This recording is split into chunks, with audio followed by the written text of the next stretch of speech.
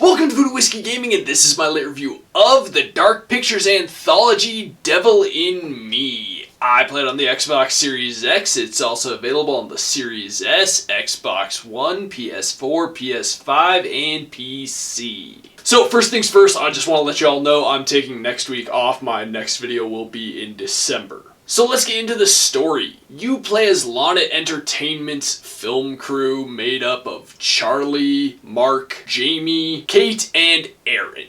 And they are filming a series of, those like ye olde true crime shows about like old serial killers. Well, they're doing one on H.H. Holmes, when they get a great opportunity to go to a recreation of the Murder Hotel, aka the Murder Castle. The owner has historical relics from H.H. Holmes and the Murder Castle, so it's a big opportunity for them. They can't pass it up. Unfortunately, things start to get a little too real and a murderer is on the premises, and the film crew has to either get it together and survive or die. And I'm not going to get into any more detail than that. Suffice to say, personally, I think this is the strongest story in the Dark Pictures Anthology. I've had my complaints with all the other stories. I even have a video that kind of puts together my complaints, but this one doesn't do anything really weird. It actually is a solid story with some pretty solid characters. So I gotta say, I was happy with that part. Although, like any good horror movie with slasher vibes, man, there are some stupid decisions being made. Now let's get into the audio, and the first thing I'm going to say is I think the music is very well done. I think they did a good job bringing the horror elements to life. As for the sound effects, there were some missing sound effects, so that's always unfortunately noticeable, but overall I think the sound effects were well done. And for the most part, the voiceover work it's pretty good. I don't think it's the most outstanding they've ever had. Certain characters are done better than others. One of them, specifically Kate, her deliveries are kind of stilted, and I think it's mostly because it's an Irish actor trying to do an American accent, so I think it just kind of complicated things. Now, as for the gameplay mechanics and whatnot, this is an interactive narrative style game. So there's a whole lot of QTEs, there's a whole lot of like aim here, hit here kind of things. Very simple things, but believe me, they can be screwed up, and man did I screw some up. But like any game like this, your actions will have consequences. Specifically, as I mentioned, I screwed up a bunch of QTEs in a row. And the funny thing is, the character I was playing as, when I screwed them up, they survived, but it led to the death of another character, which I was disappointed by because I was trying to get everyone through this. As for the other elements, like any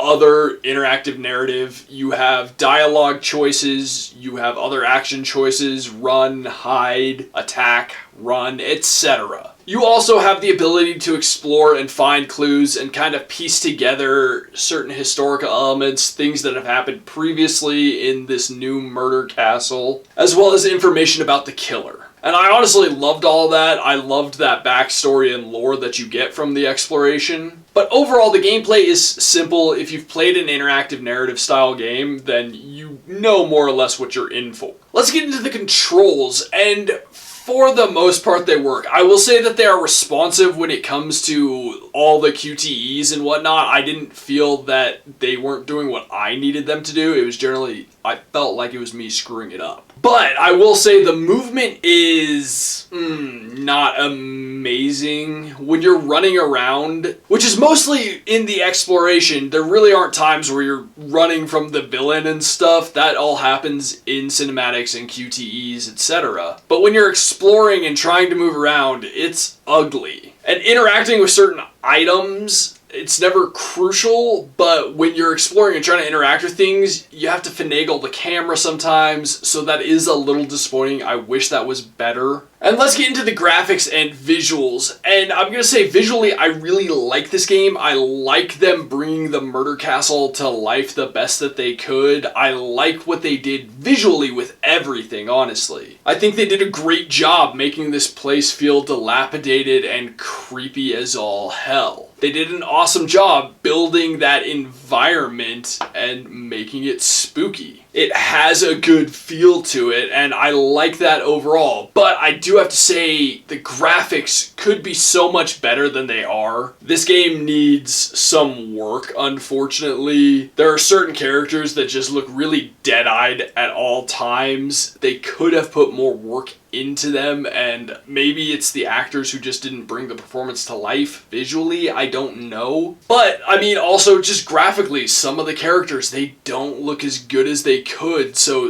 it could be a combination of, you know, the performance, the animation, and just generally the graphics could be better. Which is too bad, because the world they built is really cool, like I said, but, you know, bringing it to life through better graphics would have been very nice. But unfortunately, also to rip into the graphics some more, there were a lot of graphical issues that were just, I don't know if it was laziness, I don't know if it was crunch, I don't know what it was, but there's stuff, and it's noticeable. There's a lot of small, noticeable things. There's a part early in the game where two of the characters are like prying a fence away from the bar, except for the bar's not there to be holding the fence in place. You've got a character closing a door, but the door's not in the right position that it should be in. I had some weird teleportation stuff going on, and it's just a lot of small things, but the problem is, there's a lot of them, and you start to notice them, and it gets hard to stop noticing them. So unfortunately, there's just issues when it comes to the graphics and visuals, and it does kind of drag the experience down. So let's get into the wrap-up, and like I said at the beginning, this is easily my favorite Dark Pictures Anthology story. I think they did a good job with the story, like really they did. Unfortunately, there's just a plethora of other problems that do drag the overall experience down. So this is the first Dark Pictures Anthology game where I actually really want to replay it and get all my characters through. The previous ones, they all had something that kind of spoiled it for me where I just didn't care eventually. Whereas this one, because I did enjoy the story as much as I did, I am really excited to replay it. I hope they patch it and,